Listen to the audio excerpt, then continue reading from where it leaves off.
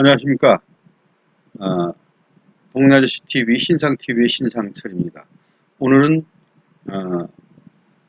지금 현재 대한민국과 관련된 주변국의 대통령과 또 국내에서 가장 많은 이슈를 몰고 다니는 조국 후보에 대한 인간상에 대해서 간단하게 생각해 볼까 해서 오늘 방송을 시작을 합니다.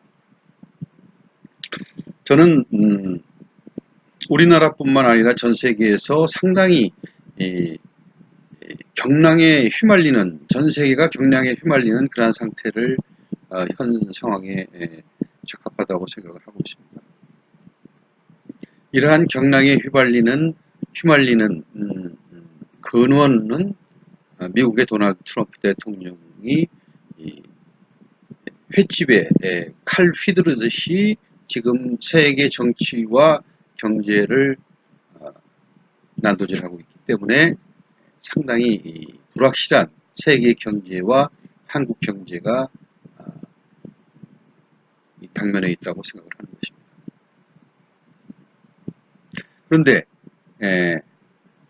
도널드 트럼프는 미국 공화당 대통령 후보였고 민주당 대통령 후보였었던 힐러리 클린턴을 정말 우연찮게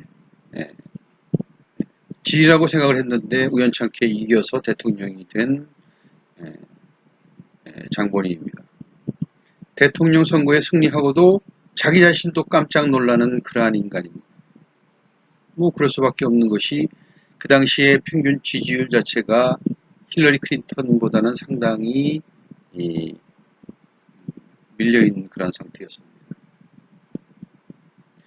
그러나 도널드 트럼프가 대통령이 되고서는 전 세계가 예측지 못한 대통령이 됨으로써 상당히 불안했었는데 아니나 다를까 트럼프는 대통령이 되자마자 미국에 있는 모든 전직 대통령인 오바마 대통령의 정치와 그동안 경제 운영 정책 자체와 방위와 국방 관련된 모든 내용 자체를 싹 다 바꿔버렸습니다.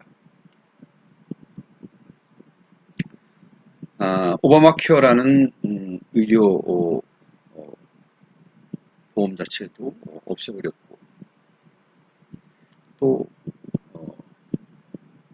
전 세계의 군사적인 협력과 지원을 아끼지 않았던 우방에 대해서도 상당히 미국을 위한 미국이 이로운 그러한 형태로 다 바꿔버리는 그런 인간입니다. 대중국과의 관계도 그렇습니다. 물론 중국이 그동안 엄청난 경제 규모로 성장했고 또 그러한 중국의 덩치는 전 세계 2위의 경제 대국으로 우뚝 섰습니다. 미국은 2008년경 2008년에 미국 경제 위기가 왔을 때 리만 사건이 터졌을 때 중국을 경제 위기로 몰아서 중국의 양털깎기를 했어야 되는데 시기를 놓쳤습니다. 한 10여 년을 놓치고 난 현 상황을 보자면 중국은 이미 미국과 덩치가 비슷해진 그런 상태였고 그런 상태에서 지금 현재 트럼프가 중국을 컨트롤하기는 상당히 어려운 상태입니다. 그리고 중국과 미국은 정치 형태도 다르고 또 경제의 운영 형태가 상당히 다른 나라입니다. 지금 시진핑은 내년에 선거가 되는 미국의 선거를 상당히 기다리고 있었고 그 시기가 빨리 지나기를 바라고 있습니다. 왜냐하면 시진핑이라는 그 지도자는 중국에서는 그가 10년을 더 집권할 수도 있고 20년을 더 집권할 수 있는 그러한 공산 체제이기 때문에 자유경제에 있는 민주주의 사회의 도널드 트럼프와는 상황 자체가 상당히 다릅니다. 트럼프가 이루고 있는 현 정치 경제 상황 자체는 내년에 민주당으로 그 정권이 교체된다 그러면 상당히 희석되고 거의 없어질 가능성이 상당히 많습니다. 그렇기 때문에 트럼프는 내년 선거에서 승리를 과연 할 수 있을까 하는 것이 전 세계의 정치 경제 전문가들의 생각입니다. 이렇게 지금 현재 트럼프가 세계 경제와 정치를 가지고 논다면 이러한 불확실성 자체가 정치나 경제에서 가장 두려워하는 그러한 상태인데 트럼프의 성격 자체가 너무 들락달락하는 그러한 성격이 되기 때문에 정치 경제에서는 상당히 기피하는 그러한 인물입니다. 그러한 인물이 현재 전 세계 정치 경제를 휘두르고 있기 때문에 우리나라도 힘들고 또 일본도 그렇고 독일도 그렇고 러시아도 그렇고 중국도 그렇고 전 세계가 다 좌불안석입니다. 자, 그러면은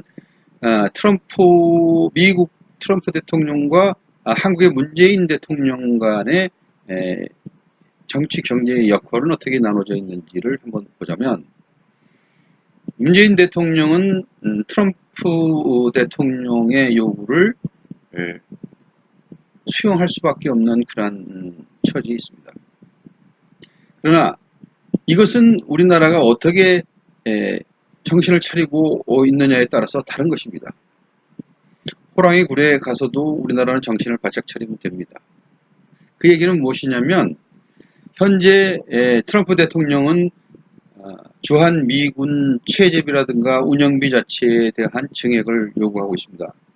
그 규모는 7조 이상 되는 것으로 판단하고 있고 또 그 위에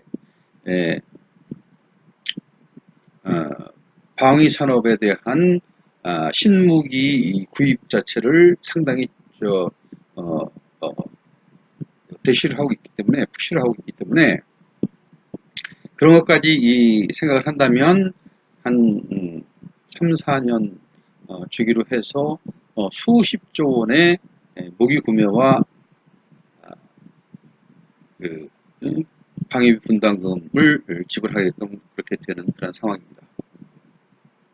그런데 현실적으로 따져본다면 우리가 과연 그 이야기를 들어줘야만 하느냐를 생각을 해보면 또 그것은 국가 간의 이익관계가 있기 때문에 잘 타진을 하고 과연 우리가 미국의 손을 놓음으로써 미국이 얻을 수 있는 이익이 무엇인가 하는 것과 또 우리가 미국의 손을 잡음으로써 우리가 어떤 이익을 얻을 수 있는 것인지를 면밀하게 분석하고 판단하여서 결정해야 될 문제라고 생각합니다.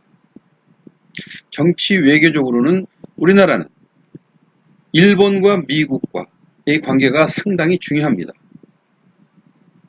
그러나 지정학적인 장점으로 따진다면 미국에서는 그 어느 나라보다도 한국과 손을 잡는 것이 정치학적으로 그리고 경제학적으로는 상당히 이익이 있습니다. 미국은 방위 산업체에 대한 푸시가 있을 것이고 또 국방비를 더 지출하라고 요구를 한다 그러면 우리나라는 거기에서 일부를 들어줄 수밖에 없는 그러한 입장이기 때문에 미국의 방산업체에서는 우리나라가 상당히 필요한 나라이고 또 그러한 우리나라의 그 방위비 지출 내역을 보면 전 세계에 2, 3위를 하고 아시아 쪽에서는 최고의 국방비를 지불하고 있고 미국 내에 방산 물자를 구입하는 나라입니다. 그 보면은 일본과는 뭐 비교할 상대도 아닙니다. 우리나라가 훨씬 더 많은 양의 무기를 거래하고 있는 그런 상태입니다. 그리고 미군 부담금 자체도 일본보다도 저희 나라가 훨씬 더 많은 그런 상태인 것으로 알고 있습니다. 그런데 이러한 지정학적인 유리한 점을 우리가 우선 생각을 하고, 또 미국에서 요구하는 방위 분담금이라든가 방위 물자의 수입을 종용을 한다면 우리나라의 경제와 정치 외교학적인 문제를 면밀하게 생각을 해봐야 될 것은 분명한 사실입니다.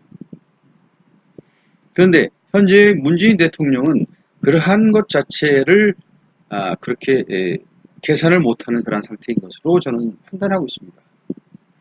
외교적인 문제가 상당히 미숙하기 때문에 미국과의 관계도 그렇고 중국과의 관계도 그렇고 또 북한과의 관계도 그렇고 일본과의 관계도 그렇고 러시아의 관계도 그렇고 상당히 미진하게 진행되고 있으며 외교학적으로 지금 현재의 외무장관인 강경화 씨는 뚜렷하게 그러한 외교 전담관으로서의 역할을 못하고 있다고 저는 생각을 하고 있습니다. 그리고 이러한 우리나라의 그 문제점은 현재의 정치 상황과 상당히 맞물려 있습니다.